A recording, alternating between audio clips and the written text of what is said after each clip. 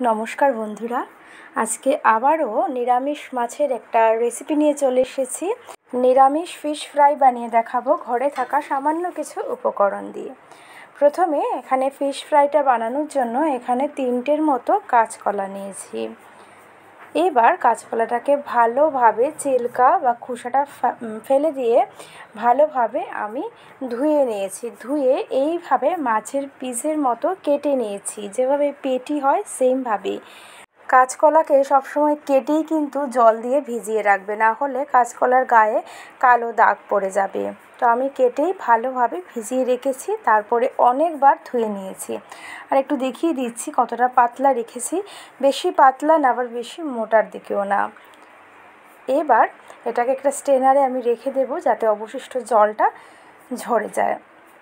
এখানে একটা মশলা বানাচ্ছি। আধা চামচের মতো লঙ্কার গুঁড়ো, 1 চামচের মতো হলুদ গুঁড়ো, আধা চামচ জিরের গুঁড়ো, 1 চামচের মতো ধনিয়া গুঁড়ো, আর এখানে ভাজা গরম মশলার গুঁড়ো দিয়েছি সামান্য একটু, স্বাদ মতো লবণ দিয়েছি, আর 1 চামচের মতো আদা বাটা।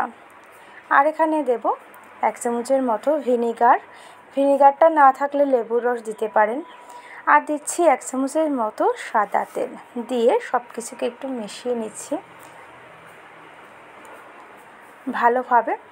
এখানে হাতের ব্যবহারও করা যেতে পারে, বাট যেহেতু লঙ্কা দিয়েছি তাই আর হাত দিইনি। এবার অন্যদিকে এখানে 1/2 কাপের মতো সুজি নিয়েছি, নর্মাল যে সুজি ঘরে থাকে ওইটাই। 2 চামচের মতো চালের গুঁড়ি নিয়েছি। দিচ্ছি স্বাদ মতো লবণ, 1 চামচের মতো লঙ্কার গুঁড়ো। দিয়ে ভালোভাবে শুকনোই মিশিয়ে রেখে দেবো একটা সাইডে। এদিকে স্ট্রেনারে যে আমি রেখেছিলাম কাঁচকলাগুলো, একদম জল কিন্তু ঝরে গেছে। এবার যে মশলার পেস্টটা বানিয়ে রেখেছি ওইটার মধ্যে সব পেটিগুলো আমি দিয়ে দিচ্ছি। এবার মশলাটা ভালোভাবে আমাদের ফিশ ফ্রাইয়ের পেটির গায়ে লাগিয়ে নিতে হবে খুব ভালোভাবে। এটা কিন্তু একদম কোট হয়ে যাবে, কোনো জায়গা যাতে বাদ না যায় এরকম। যদি প্রয়োজন হয় আরও একটু মশলা অ্যাড করে নেবে। তোমরা যদি পেঁয়াজ রসুন খাও তাহলে এখানে কিন্তু একটু রসুন বাটাও দিতে পারো। আমি একদম নিরামিষভাবেই বানাচ্ছি। ভালোভাবে গায়ে লাগিয়ে নিয়েছি, কোট করে নিয়েছি। এবার দেখো একদম পুরো গায়ে কিন্তু কোট আছে। এবার যে সুজির যে মিশ্রণটা বানিয়েছিলাম ওইটার মধ্যে ডিপ করে এটার মধ্যেও ভালোভাবে কোট করে নেব। প্রত্যেকটাকে সেমভাবে কোট করে নিচ্ছি। এটা কিন্তু সন্ধ্যাবেলার স্ন্যাক্স হিসাবে ভীষণ ভালো যাবে। বাচ্চাদের টিফিনেও কিন্তু এটা দিতে পারেন।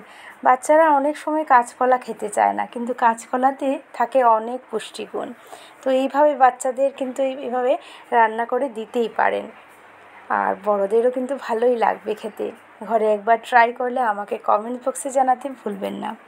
তো প্রত্যেকটা পেটিটাকেই আমি সুজির মিশ্রণে ভালোভাবে কোট করে নিয়েছি। এবার তেলটা ভালোভাবে গরম হয়ে গেছে। ফুটন্ত গরম তেলে আমি এইভাবে মাছের পেটিগুলো দিয়ে দিচ্ছি। এটা দেওয়ার সাথে সাথে একদম টাচ করা যাবে না।